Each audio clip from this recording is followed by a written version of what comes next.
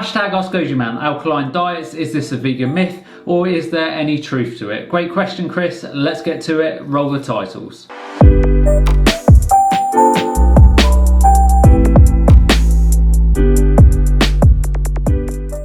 Welcome back, it's good to see you all again. If we haven't met before, then hi, I'm Goji Man. I'm currently finishing a Masters in Nutrition and qualifying as a nutritionist, and next year I'll be studying for a PhD in nutritional science. I do plant-based nutrition videos every other day in which I answer your health questions under the hashtag Ask Goji Man. So if you have a question for me, then hashtag Ask Goji Man in the comments below, and I'll choose one of these to answer in my next video for you. And without further ado, to the question. Now, you will often hear through social media that if you want to avoid cancer and many other diseases, then you have to get the body more alkaline through nutrition. So I'm sure most of you are aware that your blood needs to be in the range of 7.3 to 7.4 on the pH scale, so it's slightly more alkaline than acidic. And the body is very clever in this area. It has a number of buffering systems that help regulate and control the pH level of the blood.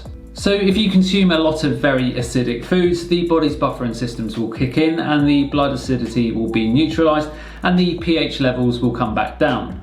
And this works the other way too. If you eat too many alkaline rich foods, the buffering systems will kick in and the acidity levels will be brought back up. Where the problem actually resides is that you can cause severe stress on the buffering systems, which in turn can cause knock-on effects elsewhere in the body. Now, the buffering systems in the body operate in the main by using minerals, which helps bring down the acidity levels. So if you eat lots of acidic foods, the buffering systems are kick-started, minerals are dumped into the blood, and everything is tightly controlled. The problem for many today is that their diets are severely lacking in a lot of these essential minerals. So what do you think is going to happen? You guessed it, the buffering systems still need to function, but as there is insufficient minerals from the diet, the body starts to rob minerals from the bones to ensure that an equilibrium is maintained in its pH levels. So generally speaking, for those who eat very acidic diets, they will more than likely experience high amounts of bone and joint problems and degradation as they go through their lives,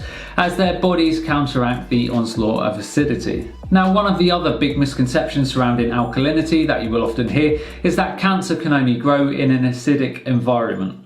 How many times before have you heard nutrition experts say that if you throw cancer cells in a petri dish and increase the acidity in the dish, the cancer will grow exponentially? This is great, but remember, it's in a petri dish. So what I am getting at here is that people assume that the cancer is the disease itself. But for me, the cancer isn't the disease, it's the result of the disease that has been triggered downstream in the body that facilitated the growth of the cancer.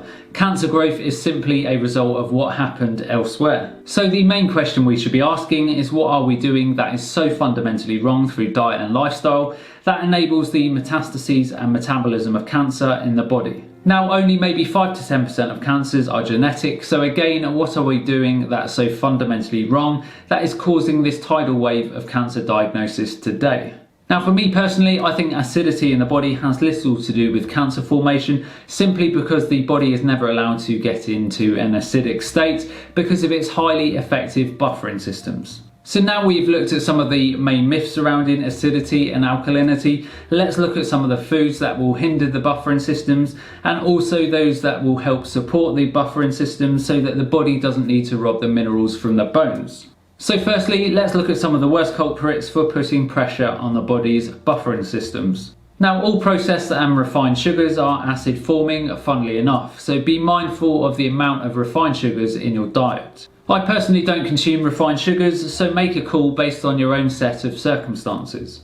All nuts are acidic, so better choices on a regular basis would be chestnuts, almonds and coconuts. Now, I am not for 1 minute saying that nuts are bad, I am simply saying that you need to be sensible about the amounts of nuts that you consume. So if you are eating a pot of nut butter a day, then clearly this is too much. Now, most grains are acid forming in the body with the exception of quinoa, millet and buckwheat. Again, just to reiterate, I'm not saying that grains are bad, you just need to balance the amount of acid, alkaline foods in the body so you are not stressing those buffering systems.